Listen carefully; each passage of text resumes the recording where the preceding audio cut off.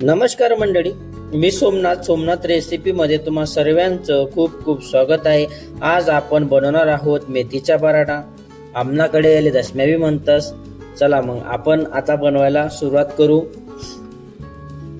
आता पहा, बाजारमध्ये एकदम फ्रेश संध्याकाळी मेथी मिळते। मेथी आपण आणलेली आहे, पाहू शकता तुम्ही। आता ही मेथी कट करून घेऊ आपण। मेथी कट झाली का हिला मस्तपैकी एक एक पाला असं वेगळा करून घेऊ। पूर्ण पाला इथं वेगळं करून झालेलं आहे, तुम्ही पाहू शकता। हिला आता आपण धुवून घेऊ। मेथी आपण या ठिकाणी धुवून घेतलेली आहे। धुतल्यानंतर आपण हिला बारीक कट करून घेऊ। आता हिला आपल्याला 2 वेळेस कट करायची आहे। एक वेळेस आपण कटिंग चालू आहे आपली वाली, लगेच आपण दुसऱ्या वेळेस हिला कट करून घेऊ।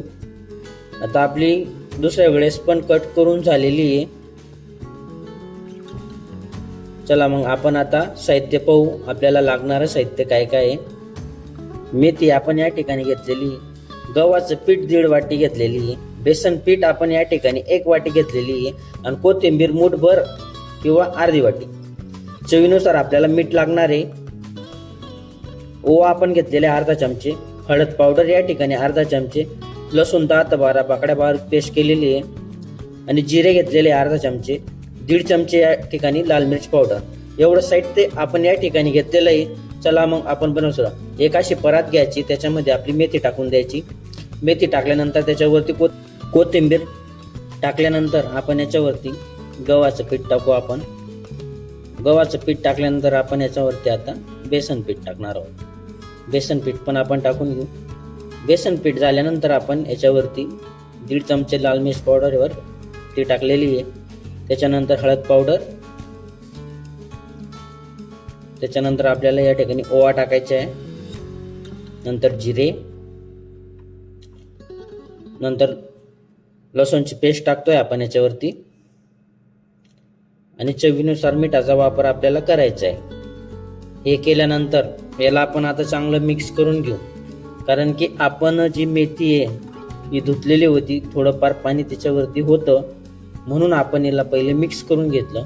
आणि जसं आपल्याला पाणी लागेल त्यामध्ये आपण पाणी ऍड करणार आहोत, आणि याला चांगलं मिक्स करून घेऊ। आता तुम्ही पाहू शकता मी मिक्स करतोय।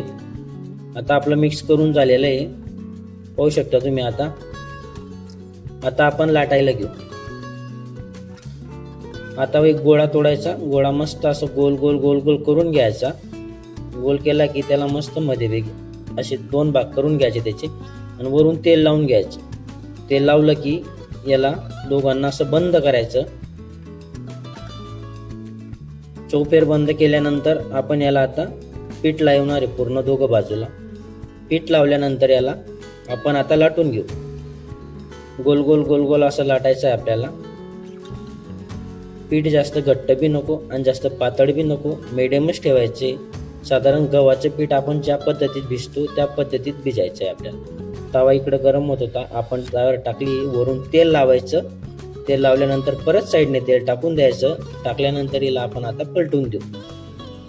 आता आपली दशमी 3 ते 4 वेळेस आपल्याला उलट पलट करून तेल लावायचं आहे, आणि चांगली तव्यावरती भाजून घ्यायची।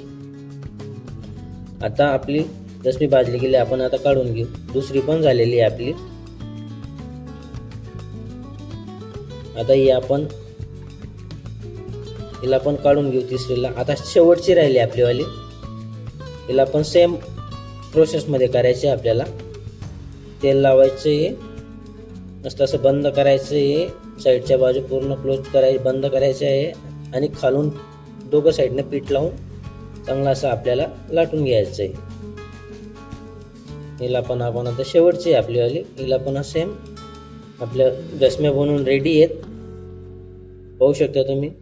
तर मंडळी, तुम्हाला व्हिडिओ आवडला, लाईक, शेअर, कमेंट आणि सबस्क्राईब करायला विसरत नका। लवकरच भेटूत आपला वाला पुढला व्हिडिओ।